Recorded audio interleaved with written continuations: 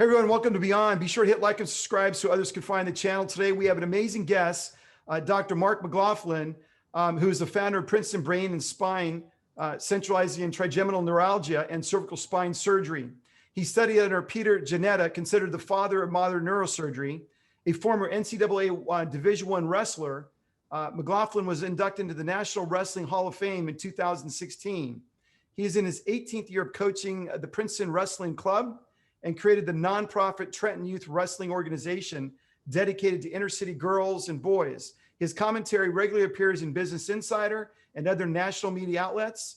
He has authored a book, Cognitive Dominance, A Brain Surgeon's Quest to Outthink Fear, and he's also known as an acclaimed keynote speaker. Hey, Mark, welcome. Glad to have you on Beyond. Delighted to be here. Thanks, Ben. Yeah, so man, as I was reading through your journey and your background, it's nothing short of just so impressive. And if you could do us a favor, the audience a favor, take us back to your early days and what part of your upbringing really drove your passion to succeed. I always found it interesting when I was reading your background and all the things you've done. Where did you see that spark or seed sort of emanate when you were young? I think the seeds were definitely planted, by my parents. My mom was a school teacher, fourth grade school teacher for 30 years, and she always focused on, saying school, is what you put into it is what you get out of it. So she really set a strong example for me. And my father, who I just had I was very blessed to have a close relationship with him. And, he had great work ethic. He was interested in weightlifting when nobody was lifting and fitness. He was already into it. We had a great home gym back then. The item you see behind me, that red gripper, my dad used to squeeze that thing all the time in the car. Whenever there was never any downtime, we were always doing something to stay fit. And it was just like a subliminal message to me, like you can never waste a second in your life, and you can always be exercising and working out. So it was those were the seeds were sown. And then, I was lucky to come across a great wrestling coach as a young boy, a guy named John Ceruto in the Milburn Wrestling League. And he really kind of got me interested in wrestling and made me realize that, persistence was really the most important quality to have when you're out there. And I learned that at a young age. So I was lucky to have those people influencing me. So you have this amazing dad, amazing mom, great influence. What would you say drove your competitive side? Was it watching what your dad did and his sort of drive towards working out, fitness, and discipline? I mean, what part of that upbringing really created that competitive nature within you? Well, I had two brothers who were extremely athletic, and they were ahead of me, so they set the tone for sports. So I followed in their footsteps in football and lacrosse and wrestling. They both wrestled, and so that was part of it. And I think hanging around really competitive other wrestlers as I went farther. I remember in college, like the jump between high school and college, and how everybody on that team was so incredibly intense and competitive. I mean, they would have an eating contest. They would have a running contest. They would have a whatever it was. They wanted to race you, or so it was one of those things where when I got around those people, it really fed on itself, and I realized that having that internal competition really drives you for success.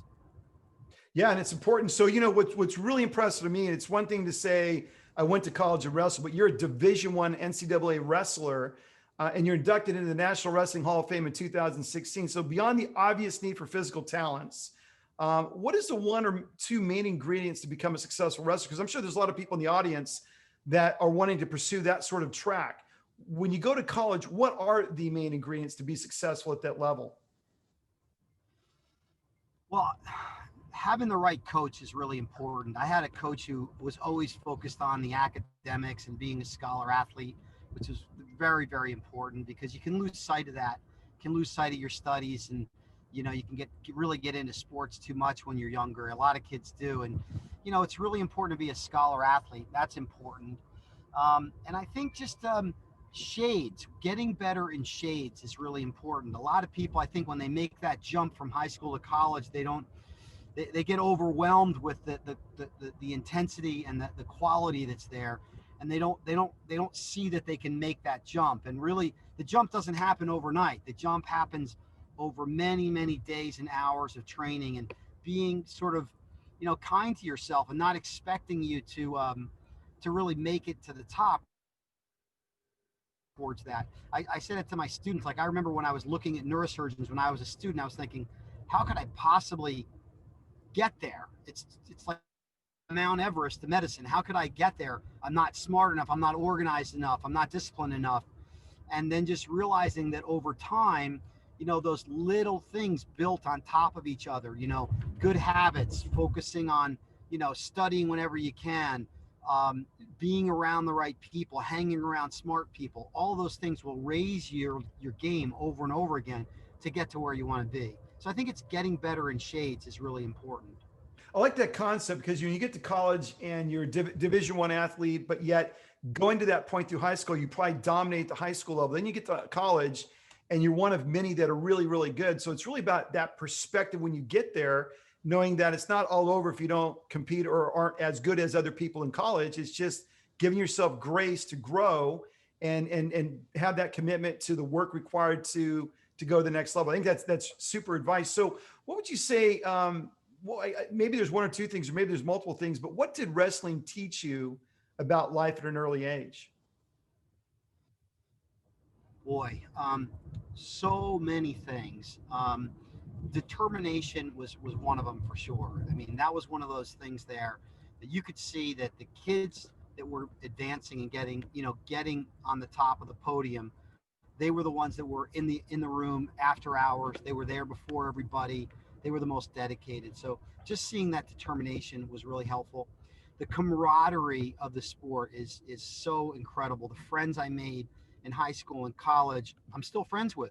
One of my high school wrestling partners is a neurologist in town, and we're the closest, and we coach together in Trenton still today, now 40 years later. So it's a truly a bonding brotherhood.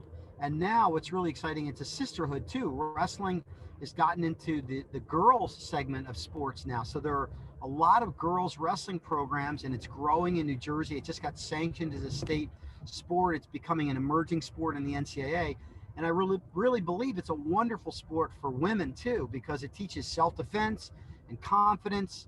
And it's for so long, wrestling was not an option for 50% of the population. And when you think about how many lessons you can learn from it, why wouldn't it be great for women as well? So it's great to see. So that's been another part of it. And one thing I've shared with my wrestlers, and I really think is important, is that you have to allow wrestling to be, uh, uh, it teaches a mindset that's very helpful in many ways. Imposing your will on somebody that's what you do in a wrestling match.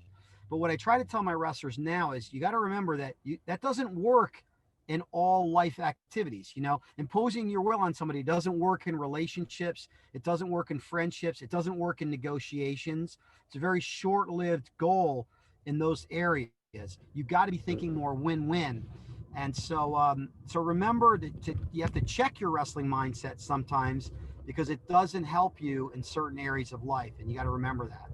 Yeah, no, that's a profound insight, because if it's a dominate your opponent, it's going to be a short-lived experience in business for sure. I mean, there's obviously aspects of business, or probably even medicine, of being number one or the dominant person, but it really is truly about a win-win, working with and through other people to accomplish the objective. So, what was that experience? Take the audience through the experience of what it was like being inducted in the National Wrestling Hall of Fame. I mean, that's a very prestigious honor. There's millions of wrestlers around the world. What was that experience like when you were selected?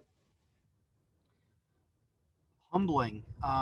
The people around me were icons of wrestling, people that I looked up to, that I just think they were just true leaders of the sport, and to stand shoulder to shoulder with those people was incredible. I mean, I was inducted with a coach, Tom Hutchinson from Blair, who was a remarkable high school coach, and the other people in that arena were just first class people who made incredible contributions to wrestling. So to be inducted as an outstanding American was really one of the, I look at it as one of the crowning achievements in my life. And I was fortunate enough to have my parents there, and a number of my wrestlers were there, and my coaches. So it was this very, very special event for me to No, well, experience. congratulations. That's a huge honor and really says a lot about you and your dedication and skill set. So, as part of college, you attended Williams and Mary, and you got a degree in philosophy. So, I'm just curious, as you went to Williams and Mary, at what point did you realize you wanted to go in medicine, and more importantly, you wanted to be a neurosurgeon? I mean, philosophy to neurosurgery is a big gap in terms of career progression. So, just curious, when you went to Williams and Mary, what was it? At what point did you have that inflection, that epiphany that said, I really want to go into medicine? Actually, I wanted to go into medicine ever since I was a little kid. My grandfather was a doctor, and I used to go on house calls with him as a kid. So I knew that I wanted to be a doctor. I didn't know what area of medicine. And so I knew I had to take the pre-med classes in college, but I love being like well-rounded. I was really interested in other subjects, and I didn't want to like just be a science major. I thought I'm going to do that my whole life. Why would I do that now? And I really enjoyed an introductory philosophy class that I had. It was in the Wren building, which is the oldest educational building in the country, and at William and Mary. And I loved it. So I thought, what I asked my coach, I said, do you think I can do it? He said, absolutely. Just take the pre-med classes that you need, and study what you love to study, because that's what you're going to do the best in. So I went with that. I'll never look back on that, because philosophy helped me to think, to write, and to speak more clearly. And that's what we need with doctors today. There's so many people that are just over teched, and they can't relate to their patients and explain things well. That's what I pride myself on. And that's really I'd like to think one of the hallmarks of my book is I take really complex neurosurgical concepts and I break them down into something that's simple and understandable. And I credit philosophy for that, because it helped me really have to boil things down to their essence and make it translatable, transferable to other people. So Right. I love doing that. And so I did what I needed to with the pre-med courses, but I was ready for medical school from the very beginning.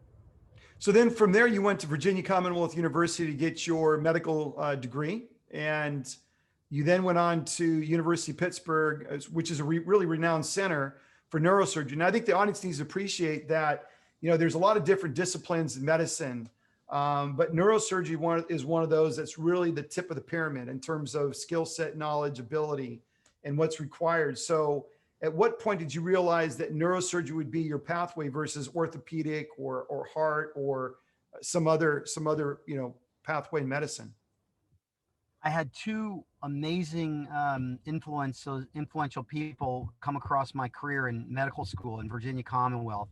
One was a guy named John Pawluszak, who is a world-renowned neuropathologist, and I got a chance to work in his lab, and he was one of the teachers, and he just made the neurosciences come alive for me. And the second was a guy named Harold Jung, who was the chairman of the neurosurgery department at Virginia Commonwealth University. VCU had a world-renowned head injury program, and they still do, and a wonderful neurosurgery department. So I got a chance to rotate on the neurosurgery service there with Dr. Jung, and he just inspired me to go in there. So that was really my main influence. I was also lucky because two of my uncles were doctors, one who was a neurosurgeon. So I got to rotate around with him, and it just seemed like the right fit because I loved the intensity of it. I really loved the grueling nature of it because it's very personal. It's a lot like wrestling. It's one-on-one, it's high stakes, high risk. It requires not just thought, but it's not just chess. It's really knowledge, and it's diligence. So it was everything wrapped up into what I wanted in medicine. And when I saw these head injured patients and we were taking care of them at VCU, I knew that they were the sickest ones in the hospital, and I thought, this is what I want to do. I want to take care of the sickest patients in the hospital. And right. And in your book, and what I wanted to show the audience, your book, Cognitive Dominance, definitely go pick it up. You can just Google it online to get a copy, certainly on Amazon and other places. It was really a fascinating journey because in my medical device career, I've worked a lot with neurosurgeons. I've always walked away impressed because, It's one thing in business to have to go to your office and maybe deal with some dynamics and politics in the office, or maybe get a disappointment in an order you didn't receive from a customer. But in your world, you're dealing with life and death every day. And early on in your career, you're dealing with pediatrics. And I thought that the book really had some poignant stories. And certainly in the prologue, one regarding Jesus Rodriguez, and where Jesus dove into a pool, hit his head. And if you don't mind taking the audience through that experience of when you came across Jesus, what was his condition? What was the outcome? And then we'd like to contrast that with Anthony, which went a little differently. But I just to get the psychological dynamic as a neurosurgeon of what you're up against in your practice. Sure. Yeah, I met Jesus maybe 1 or 2 weeks into my practice. I had just finished my residency, so I was fully trained, and had 8 years of experience. But still, it's the first time you're on your own. You can't turn to anyone for help, and you got to take care of things. So Jesus, I met him in the emergency room at Bay State Medical Center one summer in the year 2000. And he was quadriplegic, was unable to move his arms and his legs. He was numb, and he had a fracture dislocation of his cervical spine. So at C4-5, he had some cassettes that were jumped, and they were pressing on his spinal cord. So I rapidly took him to the operating room. I reduced his fracture and fused his spine so that it was no longer unstable. And I was able to, get him back to the ICU, knowing that, generally spinal cord injuries chances are 1 in 1,000 or 1 in 5,000 to recover. But miraculously, 2 weeks later, he walked out of the hospital. There was a picture on the front page of the town newspaper, and it said, Bay State patient walks out of hospital after spinal cord injury. I received a copy of that on my desk from one of my neurology colleagues. He had written across the top in Sharpie, "What's this? McLaughlin saves Jesus?" Underestimate the arrogance of a neurosurgeon. Put it back on his desk. Right. But, he was a very lucky patient, and I was a very lucky young doctor. And when I finished with Jesus, I thought, man, I love this. This is exactly what I believed I was going to do. This was my calling. I love this. And then a few weeks later, another boy came into my emergency room, a younger boy, an 8-year-old boy. His name was Anthony, and he had fallen off the school bus and cut his forehead. But his mom and dad were at the bedside, and they said to the ER doctor, "There's something really wrong with our kid. He's sleeping all the time." Dad had a pizza parlor down the street, and mom and dad were running the pizza parlor, and he was the number one busboy for mom and dad, and he was acting drunk and dropping plates, so they didn't know what was wrong with him. And turned out a CT scan and an MRI scan showed that he had a tumor pressing on his posterior fossa, his brainstem. Mm-hmm. And I thought, well, I've had 8 years of training. I had pediatrics at one of the best pediatric hospitals in the world. I'll take him there and I'll fix him up just like I did Jesus. So I took him to the operating room the next day, and I came down on this tumor and shaved it off of his brainstem, and everything looked good intraoperatively. And I wheeled him back to the ICU, and he woke up normally too. And I thought, man, this is awesome. I love this. And then the next day, he started having complications. And he had one complication after another, more devastating to his nervous system. It was more damaging. And I just saw this little boy, this kid who I'd become attached to, slip through I couldn't help but second guess myself. Was I too aggressive with the tumor resection? Did I retract on his brain too much? Could I have picked up this complication sooner?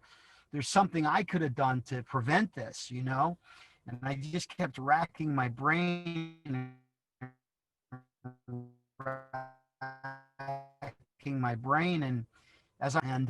one day he finally stabilized, like 3 months after the surgery. And, I just felt so sorry for him and his parents who suffered through this whole thing. He really suffered. And then he ultimately got discharged. and left the hospital, but he didn't leave me. In fact, he stuck with me and my heart. And I went again. I couldn't stop thinking about what I could have done differently. I went for these long walks. I would smoke a cigar or chew tobacco or have an extra scotch after dinner and have all these poor coping strategies to try and figure out, what to do and how could this make any sense to me. I had healthy kids. I had an 8-year-old boy who was healthy in my home. What how capricious this world can be sometimes. Right.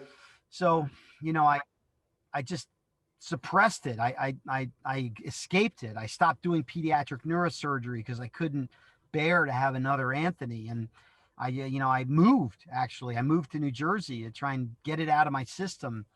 So I did that, and I kind of got back on track and did adult neurosurgery. And fast forward 15 years, I'm writing a book about fear and grief, and I'm looking at the picture of Anthony on my wall, this picture that I got when he was a young boy, and it always made me sad when I walked past the picture. But I thought, gosh, I'm writing this book. I had better, find out what happened to him, because I just basically tried to block it from my system. So I looked on the Facebook, and sure enough, his mom and dad's pizza parlor is still there. And I started scrolling down the pictures, and I saw his mom and dad. And then I scrolled a little further, and I saw a 24-year-old man in a wheelchair sitting next to his parents. I thought, oh my. So I called up his parents that night, and I said, I haven't talked to you in so long. I wanted to see how Anthony's doing. I want to see you.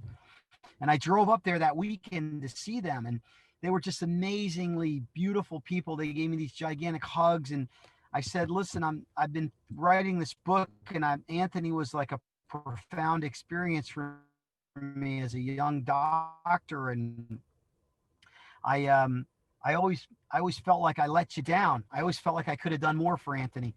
And they gave me this gigantic hug, and they said, Dr. McLaughlin, you're our hero. You saved our boy. He's still with us. He's still my number one guy here in this restaurant. And I got to visit with Anthony, and Anthony, he's definitely got some neurological challenges, but he's still part of the family, and he's with them, and they're together. And when I got in my car later that night, I thought, God, I totally had that thing all wrong. I was looking at it, this little microcosm, like I had not done enough. And they were looking at it as I had saved their boy and I kept their family intact. And it was a real eye-opening experience. And when I called my co-writer, Sean, I said, Sean, I got to tell you the end of the Anthony story. It's beautiful. I mean, he's still there. He's still alive. And Sean said, that's great. We're going to put it in the book right next to Jesus. And I said, Sean, that makes no sense. Why would we put Anthony and Jesus together? I mean, and it just that one's sad and one's a save. And he said, Mark, you don't get it, do you?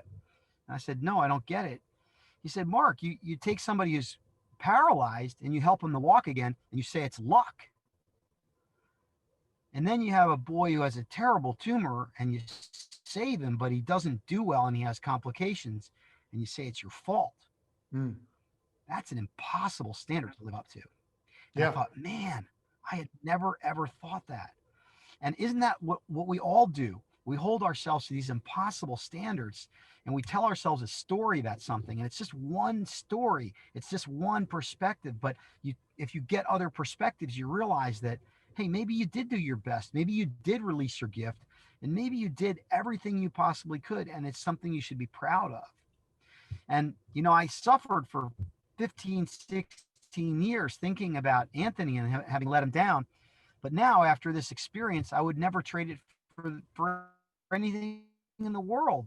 I'm so privileged to have taken care of him. So it's interesting what you said, that the whole profound experience for me. Yeah, because as I read your book, and I read that you went through all that time of suffering, that in your mind, it was kind of a loss in the way you sort of registered that experience in that surgery. And yet, full circle, you come back to the realization that it was maybe one of the greatest wins. But in that process, you described PTSD and depression and coping mechanisms. And again, I want to underscore for the audience that as a neurosurgeon, probably for any medical practitioner doing major surgery, these are things that happen between the ears, in the mind's eye, and how you're trying to deal with, your job as a surgeon is to have a great outcome, protect the outcome, right? Ostensibly. And when you don't have the power to do that, it's all about how you look at it. And you went through 15, 16 Right. years of a lot of pain at some levels, where you moved away from pediatrics into adult neurosurgery. And again, as I read your book, to me, that's very extreme. Now, as I went to Google and I was just looking at the high level, you came up with this book, Cognitive Dominance. And by the way, I love the title because, even in the times we are in with the elections and politics and all that, it really requires a cognitive mindset, sort of a toughness, a steeliness, but also one of perspective, right? Because what you're talking about is that we can get one piece of the pie, one piece of the puzzle, and then we can extrapolate that the world's this way versus let's get all the pieces and let's put it all together and try to understand in its totality what we're really dealing with. And in this book, they describe the book you wrote is enhanced situational awareness and facilitates rapid and accurate decision making under stressful conditions with limited decision-making time. So if you could do the favor for the audience, when you think about cognitive dominance, if you were to sum up, what is the book about and why would I purchase it? What am I going to get out of it? And certainly the story with Anthony alone, and is a compelling reason to pick it up, because as I read it, it really struck me hard, right? So just in your own words, what would sum up cognitive dominance as you wrote the book? Sure. I would say it's a methodology to map out unexpected events that occur in your life, better understand where they fit in your overall worldview of your life and what you want to do in your life, and it'll help you to start choosing things that are in your highest good, in your highest goals of life. And I describe it almost as like training your brain to think ambidextrously, using both your right and your left hemisphere, using that logical stepwise fashion that we do with our left hemisphere, but also using our right-sided story-based fantastical mind, the right brain that sees the whole picture, the left brain that sees the details. And if you can toggle between those two hemispheres, you're going to come up with a better solution to whatever problem you face. And so just like that gripper behind me, it's a way of exercising your brain, the way it thinks, in a different way. So not only do you think logical, but you think lateral, which is a critical way to solve problems. Yeah. And usually neglected. When you think about going back to Jesus and Anthony, and I've come across a strategy in life that I really think is important. So in life, we get these roadmaps that are given to us by parents or our training, or in other words, expectations that if you do X, you'll get Y, right? If I make this maneuver in this particular procedure, I'll get this outcome. And when the outcome doesn't happen, that's where stress, starts to creep in, and anxiety and depression and doubt, right? So one of the strategies I came across was, when you have a mindset that gets you locked in a way of thinking that's creating major stress, major tension, major anxiety, it's simply a matter of changing the roadmap. The idea of Fallujah, Iraq, when we went in there, we lost a lot of service members, and it'd be crazy to think that they just go right back to Fallujah as part of the supply lines to the forward forces. So the idea being that sometimes you got to change the roadmap, the strategy of how you're looking at things, the blueprint that we use to define success and failure. As you think about, Anthony and Jesus, what would you say ultimately as you look back on those experiences? What's a key lesson for the audience? Is it simply change the roadmap and how you're seeing things, or to rapidly get conclusion on what it really was? The quote that comes to mind is it's a book. I'm trying to, the title of it slips my mind right now, but the quote is, plan the flight and fly the plan, but don't fall in love with the plan, because sometimes things happen and you need to make changes. That's good. And I think that, as you say, we view the world in stories. Stories are like little roadmaps. Jordan Peterson says stories are like little roadmaps. And the more stories you have, the more detail you have to your map. So sometimes if you're experiencing something that's really not jibing, that you're experiencing cognitive dissonance with it, you need to ask yourself, well, why is this? What is the story that I've been told? And are there other stories? And then in the end, the only micro move you can make, I call, is climbing that y-axis. So the y-axis is the subjective axis. The x-axis is the objective axis on which you can map every event that occurs in your life that's unexpected. And if you are on the y-axis, that's the subjective meaning axis. And if you're in a quandary, choose a micro goal that moves you to climb in the positive direction on the y-axis. In other words, what are my deepest held values? What do I believe? What is consistent with myself? And I'm going to do some mini action that moves me that way. And the second you do that, you'll decrease your anxiety. You'll feel like you're moving in the right direction, and it'll help you think better. You may still be in a bad spot, but you're going to think more clearly when you do that. Yeah, I think being proactive and having a plan helps you give at least the illusion of being in somewhat control of out of control circumstances, and you at least, internally in your mind making progress forward. I think it's a very important strategy, and it's certainly outlined in the book. So as we sort of transition from the book, what are some of the most important lessons you've learned in life? If you were to pick one or two, what would they be?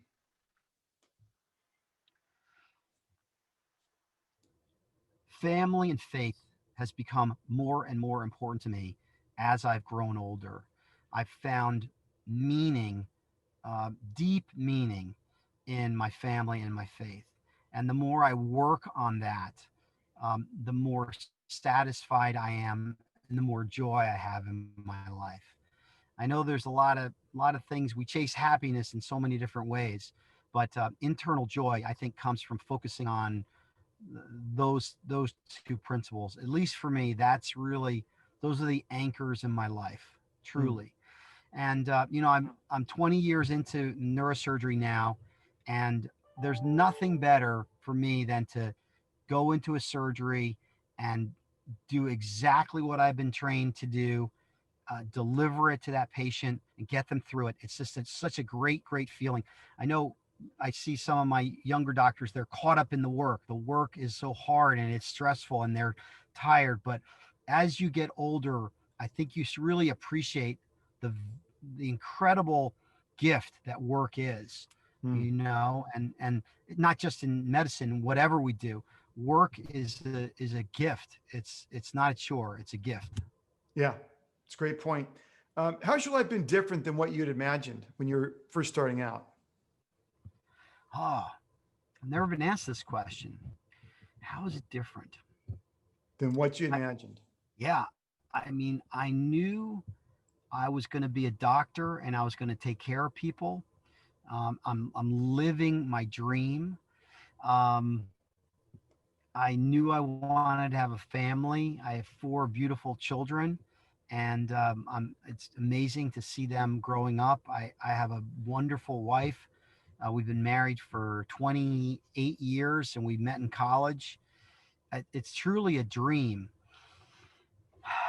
I can't think of anything that I would want differently. I can't think of anything. As a kid growing up, this is the life I imagined. It really is. It's even better. That's awesome.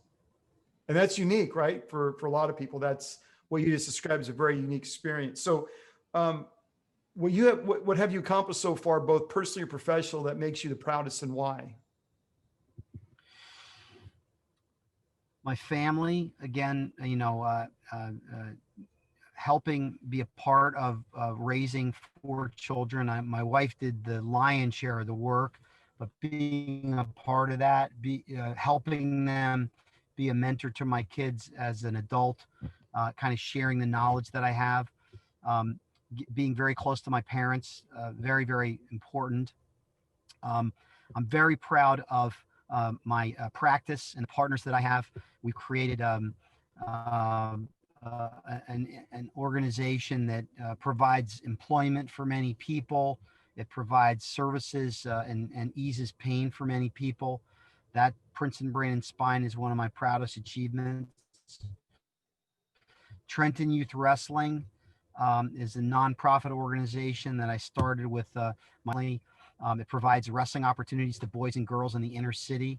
I love that.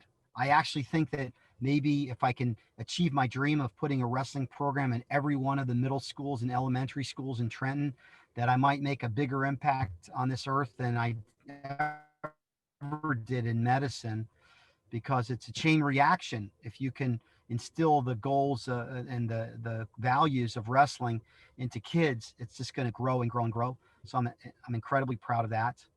I'm proud that I accomplished this book. It took 4 years in the writing, many iterations, many titles.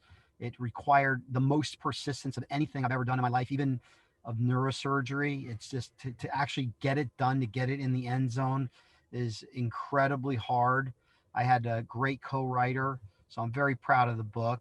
Mhm. And I'm looking, to do more. I'm looking to make wrestling more of an impact in Trenton, and if it works there, maybe in some of the other areas in New Jersey.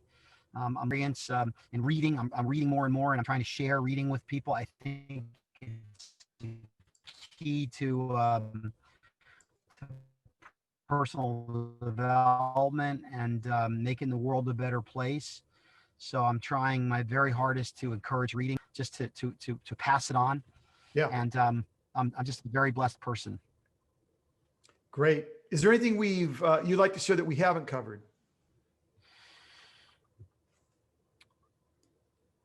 No, I think it was an excellent interview. I enjoyed talking with you. I welcome people's feedback on the book. I don't feel like I'm an expert in cognitive dominance. I feel like I'm a student, just like everyone else. It's something that you can continue to work on, and I think it's an important skill to have that we can continue to work on, and hopefully I can continue to pass it on with my talks, and hopefully maybe refine it in an even more clear and concise book in the future someday. Yeah, fantastic. Everybody, Cognitive Dominance, Mark McLaughlin, make sure you pick it up. Again, go on Google. You can Google it. You can get it on Amazon, a number of places. Mark, this has been a very fascinating discussion. Thanks for sharing your journey and certainly the lessons that were contained within the journey. Thanks so much. Ben, thank you.